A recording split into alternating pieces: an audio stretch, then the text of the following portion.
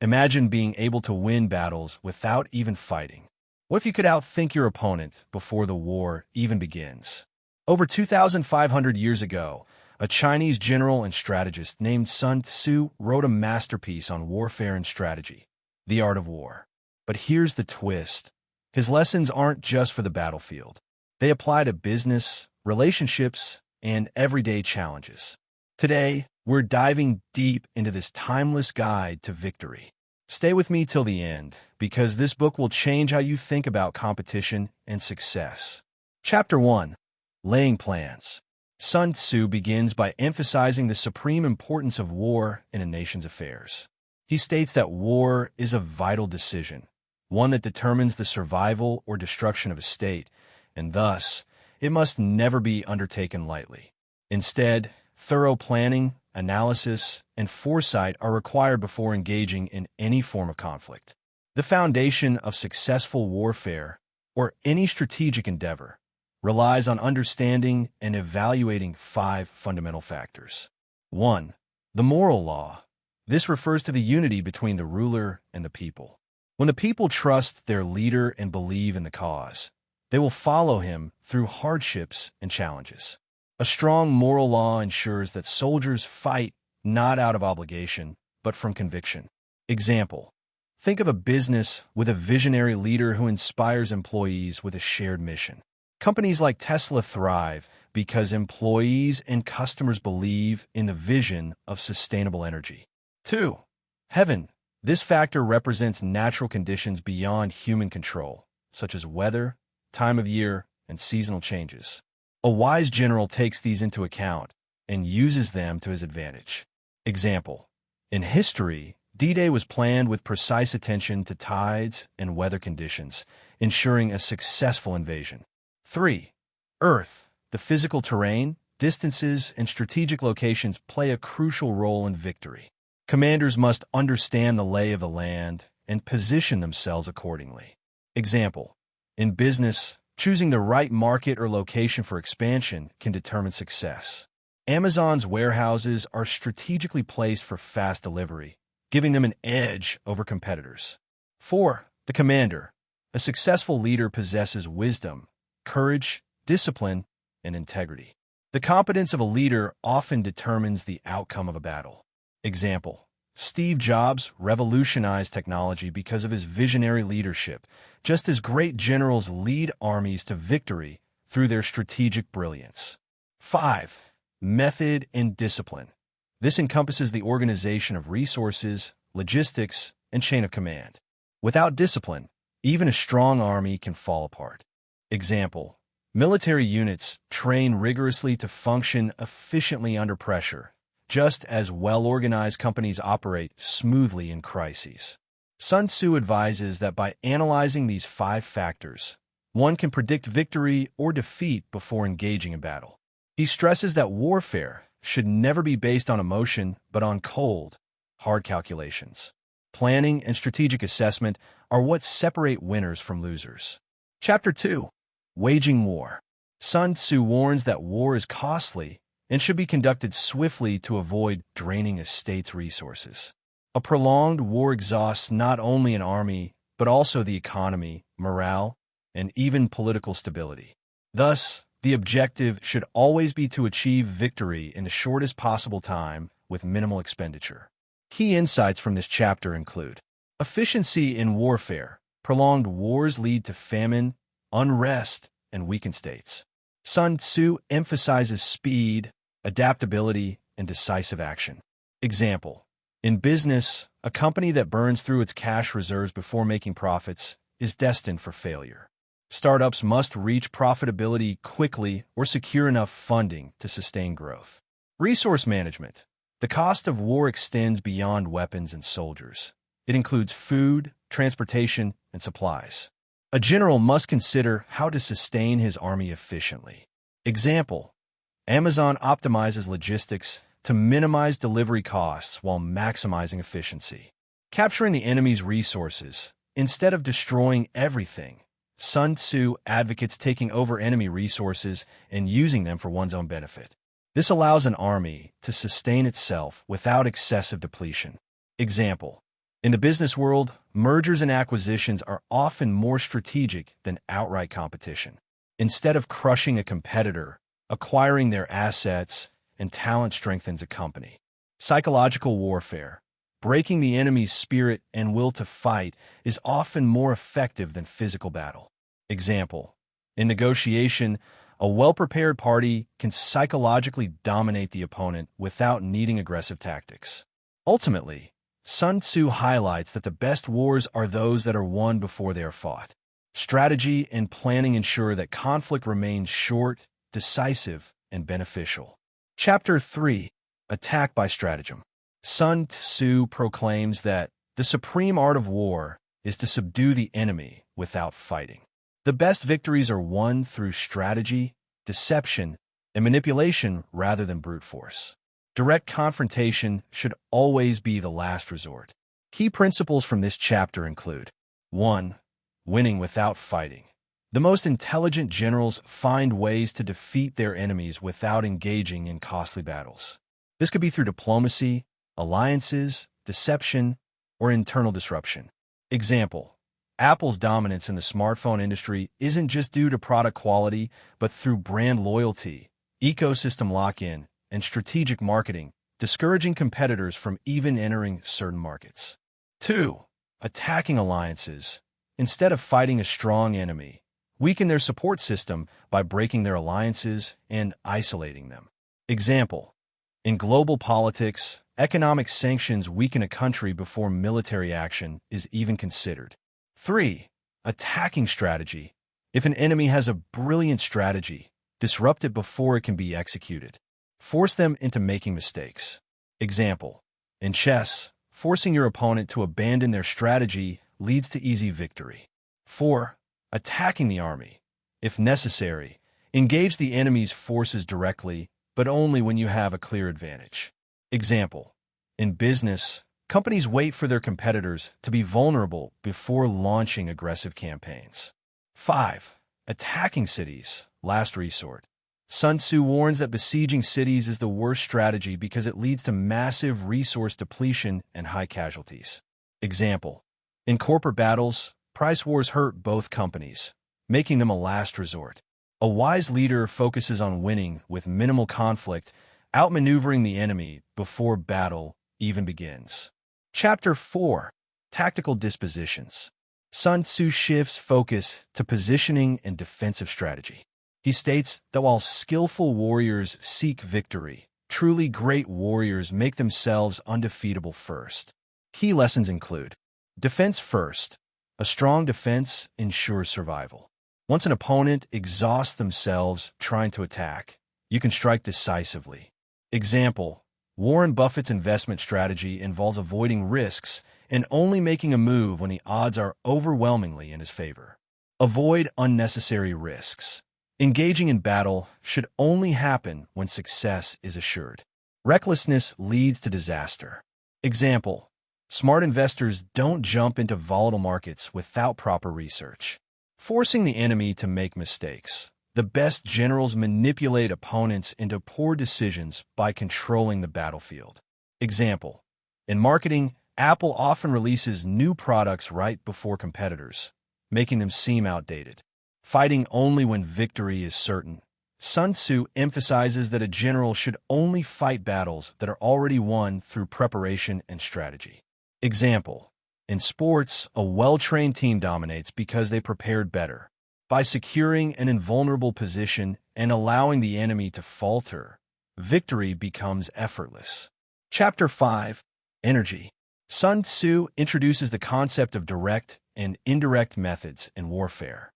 While direct methods involve straightforward attacks, indirect methods, deception, feints, and strategic positioning, are what lead to ultimate victory.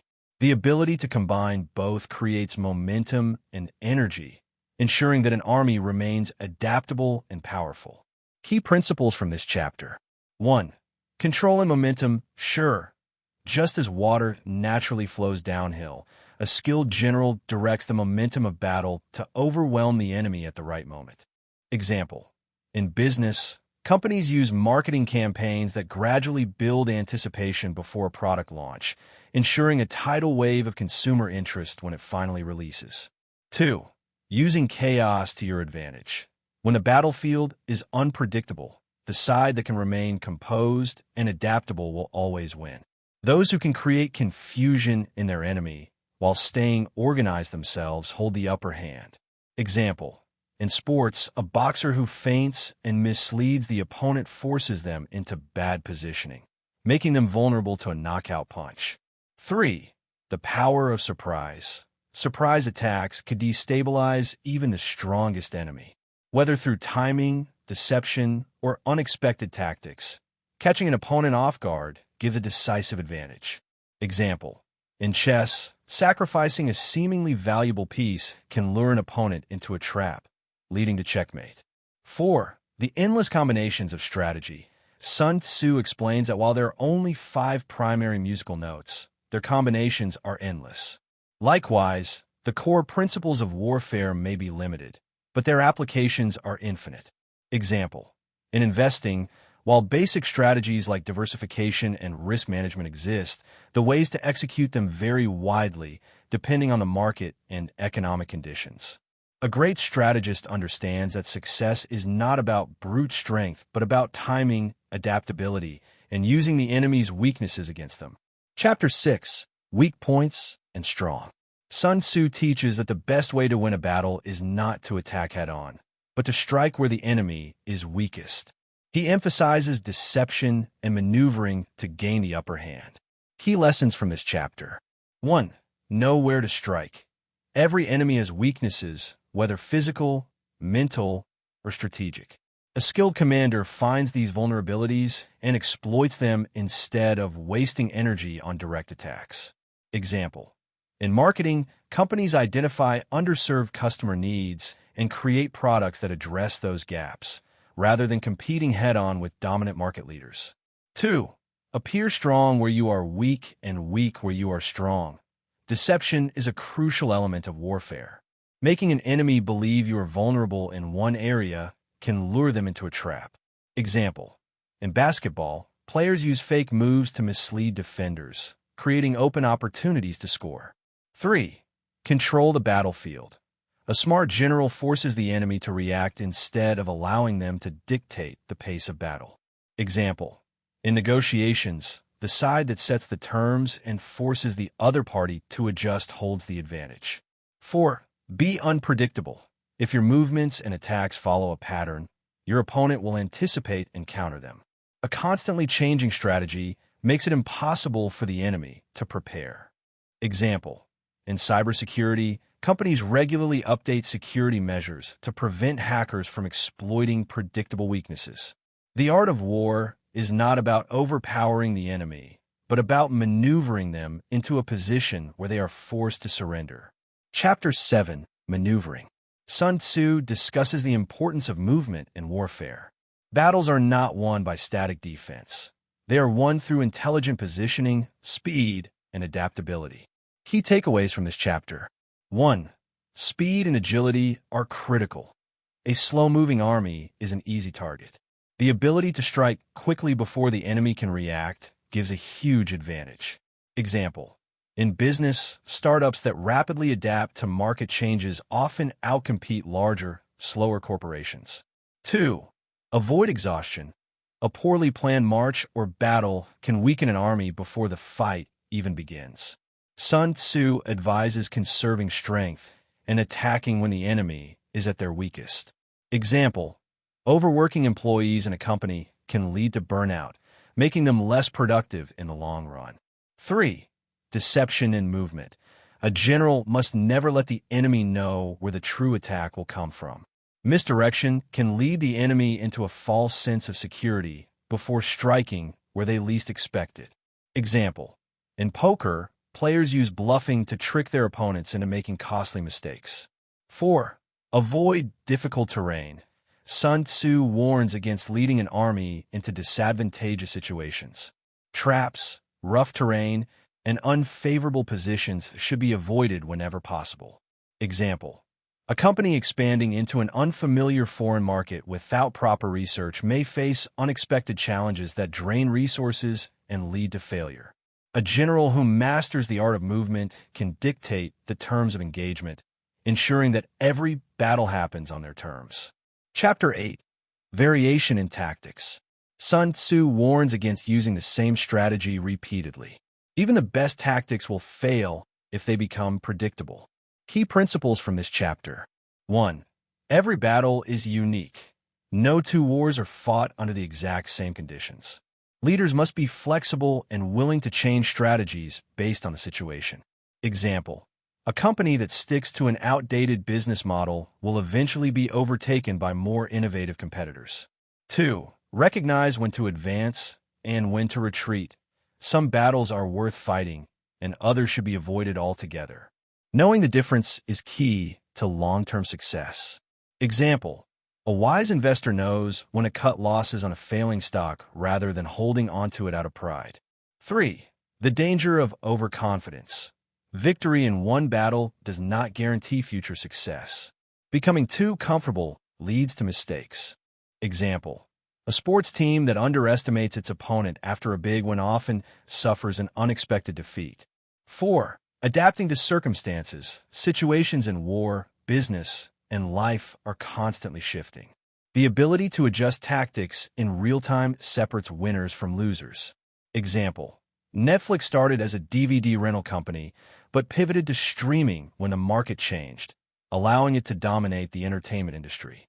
By mastering adaptability, leaders ensure they are never caught off guard and always stay ahead of the competition.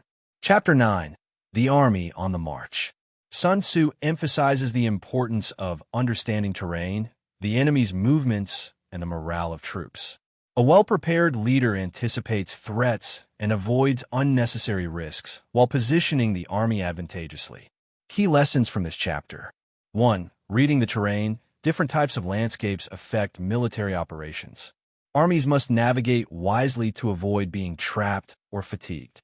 Example: in business, companies expanding globally must understand cultural and economic landscapes before entering a new market. 2. Recognizing enemy behavior. Sun Tzu describes signs that indicate an enemy's condition, whether they are strong, weak, prepared, or vulnerable. Example: a competitor lowering prices dramatically may signal desperation, offering an opportunity to gain market share. 3. Morale and fatigue. Overextending troops leads to exhaustion and low morale. Wise generals ensure their forces are well rested before battle. Example: overworked employees become less productive, highlighting the importance of balancing workload and efficiency. 4. Understanding ambushes and traps.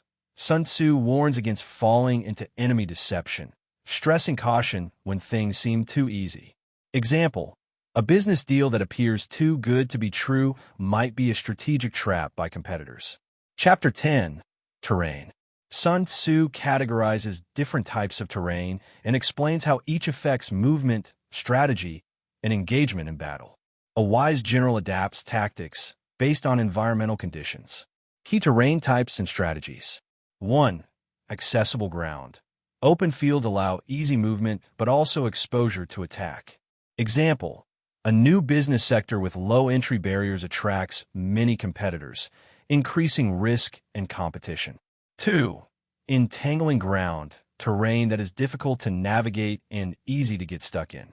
Example: companies that expand too fast without solid foundations often struggle to sustain growth. 3. Temporizing ground. Land that offers no direct advantage to either side. Example: a niche market with limited demand may not be worth pursuing aggressively. 4. Narrow passes and defile. Holding key positions allows smaller forces to resist larger ones. Example: dominating a niche market can make a small business highly competitive against industry giants. 5. Precipitous heights. High ground gives a strategic advantage in warfare. Example: tech companies with superior infrastructure, like cloud computing, have a major advantage over new competitors. Chapter 11. The 9 Situations. Sun Tzu describes 9 types of battle situations and how leaders should respond to each. Understanding when to fight and when to retreat is crucial to survival and success. Key battle situations and their applications. 1. Dispersive ground. Troops are in their own territory and not fully motivated. Example: a comfortable company that lacks external challenges may struggle with innovation. 2. Facile ground. Slightly beyond home territory with minimal resistance. Example: a small company expanding to neighboring markets can grow easily with little competition. 3. Contentious ground. Land that provides significant advantages if controlled. Example: competing for prime retail locations can determine market dominance. 4. Open ground. Neutral areas where neither side has a clear advantage. Example: entering an emerging market where competitors have equal opportunities. 5. Intersecting ground. Regions shared by multiple states or forces. Example: the digital payments industry is a battleground for banks, fintech companies, and tech giants. 6. Serious ground. Deep inside enemy territory, making retreat difficult. Example: investing heavily in a foreign market means committing long-term without easy withdrawal. 7. Difficult ground. Harsh terrain that strains resources and morale. Example: navigating legal and regulatory barriers in international expansion. 8. Hemmed-in ground. Situations with limited exit strategies. Example: a business locked into unfavorable contracts struggles to pivot or escape. 9. Desperate ground. No escape. Only a fight to the end remains. Example: a startup running out of cash must make drastic moves to survive or face bankruptcy. Chapter 12. The attack by fire. Fire is a powerful weapon in war, both literally and metaphorically. Sun Tzu explains how destruction can be used strategically to weaken an opponent while ensuring one's own stability. Key principles of attacking by fire. 1. Burning supplies. Destroying an enemy's resources cripples their ability to fight. Example: a competitor disrupting supply chains can weaken rival companies reliant on those goods. 2. Burning storehouses. Targeting logistics and storage facilities to weaken enemy support. Example: companies that control raw materials, like rare minerals for tech, dictate market power. 3. Burning camps. Directly attacking enemy bases and strongholds. Example: a tech company acquiring talent from competitors disrupts their operations. 4. Using fire in enemy territory. Inciting rebellion or internal chaos within enemy ranks. Example: negative press or scandals can weaken a competitor's public image and trust. 5. Strategic timing of fire attacks. Choosing the right moment maximizes damage. Example: Apple launching a major product just before a competitor's release can overshadow their success. Chapter 13. The use of spies. Sun Tzu asserts that intelligence and espionage are the keys to victory. Knowing the enemy's plans before they act provides an unbeatable advantage. Types of spies and their roles. 1. Local spies. Using people within enemy territory to gather information. Example: companies hiring local employees in foreign markets to understand regulations and culture. 2. Inside spies. Recruiting defectors or insiders from the enemy's ranks. Example: hiring a competitor's former executives to gain strategic insights. 3. Double agents. Turning enemy spies into assets for one's own side. Example: gaining intelligence from disgruntled employees within a competitor's organization. 4. Doomed spies. Sending false information through exposed agents. Example: misinformation campaigns to mislead competitors about market trends. 5. Surviving spies. Agents who successfully return with intelligence. Example: market research firms gathering deep insights into customer behavior. Sun Tzu concludes that wars are won not just by strength, but by superior knowledge and foresight. The ability to gather intelligence and act on it decisively determines victory. Sun Tzu's The Art of War isn't just about battles. It's about strategy, discipline, and understanding human nature. Whether in business, relationships, or personal challenges, these lessons are timeless. What was your biggest takeaway? Let me know in the comments. And if you want more wisdom-packed book summaries, don't forget to like, share, and subscribe. Until next time, think strategically and stay ahead.